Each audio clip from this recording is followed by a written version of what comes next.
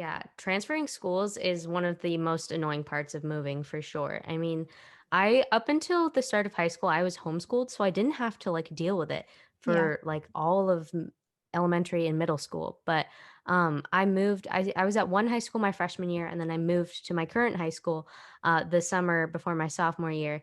And the amount of meetings I've had to have with counselors to just clear up like my credits. They almost made me retake Algebra 1, which I had taken in, like, 8th grade because they couldn't figure out that I had taken it.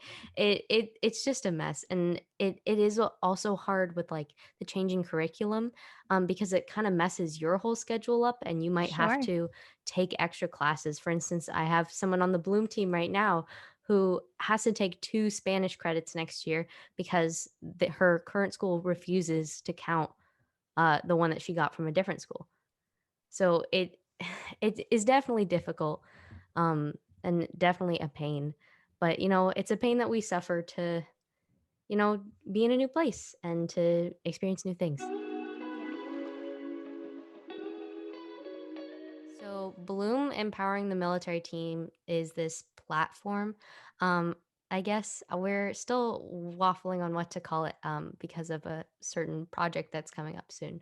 But it's basically a platform that is trying to inspire and empower and highlight military teens specifically from all over the world, really. It kind of started because Matthew and I, we had met in Carlisle in our freshman year. We met in English class, and I definitely thought he hated me. And it turns out he didn't. And we became really, really close friends. And we spent a lot of time creating things with each other. We're both very creative people. We love music, we love art, we love poetry, we love writing. So we spent a lot of our free time, making things and being creative together. And so at the end of our year in Carlisle, I moved down here to Florida, and he moved way all the way to South Korea. And we both really struggled with that transition because we had made such great friends and we'd felt so established in Carlisle after our freshman year of high school that the transition was one of the toughest that either of us had really ever gone through. And there was definitely a point for me where I just was like, it was really tough. I had been in a pretty depressive state for a while. And one day I was just sort of like sitting on my bed and I thought, like, what is this all for? Like, why am I going through all this if I can't help other people also who are going through this? Like, my struggle and Matthew's struggle and everyone else who's struggling, like I don't want my struggle to be for nothing and just for me to struggle. I want it to be able to help other people because I don't Yeah. want others in the same situation to feel like they're alone because we're really not. So I kind of texted Matthew in the middle of the night for him, um, which is like the middle of the day for me. And I said, "Hey, like, let's do something." Like, I feel like we're both really struggling, and we don't have a way to help other people who are struggling. And that kind of um, started the project of Bloom. We weren't really sure what it was going to be at first, whether we were going to be writing something or like maybe it was going to be a song, or we didn't really know. Um, but I give full credit to Matthew for taking it where it is currently. Um, it was his idea to make sort of a website, which has sort of expanded into this giant social media network. Um, and yeah, I mean, currently we have a website which is www.bloommilitaryteens.org. We post articles, brand new articles twice a week. And on our social medias, we post 7 days a week, um, highlighting old articles, posting about new articles. We have memes, we have discussions.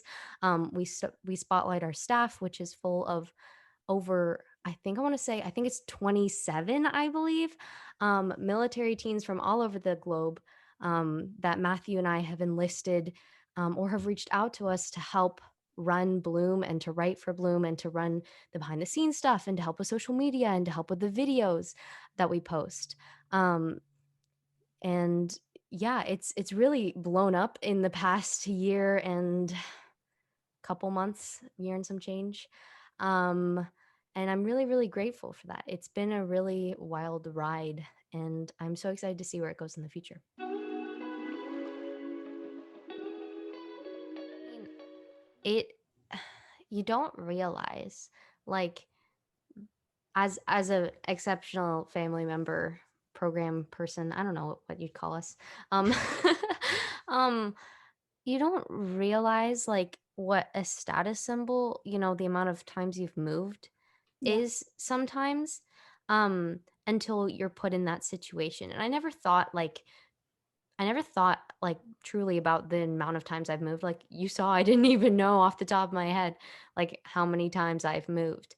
But when I started saying, like, "Oh, I've only moved, like, X amount of times, like 5 or 6 times," people would look at me super weird, and I felt like I had to explain myself. Like, I had to say, like, "Oh, we can't move as much. We can't go places." And uh, it's it feels like it's a burden, I feel like because I have heart disease and because I need to be near a doctor, my family can't go to certain places overseas because they don't certain bases don't have the medical care that I might need. And not only do I feel like I'm letting my family down in that regard, but also, like I said earlier, it makes it like a whole 'nother thing I have to explain whenever I meet someone. Yeah.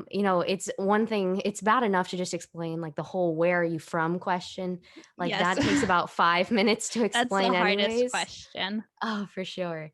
And then, like, on top of that, like, having to explain why I haven't moved as much, is definitely a pain, so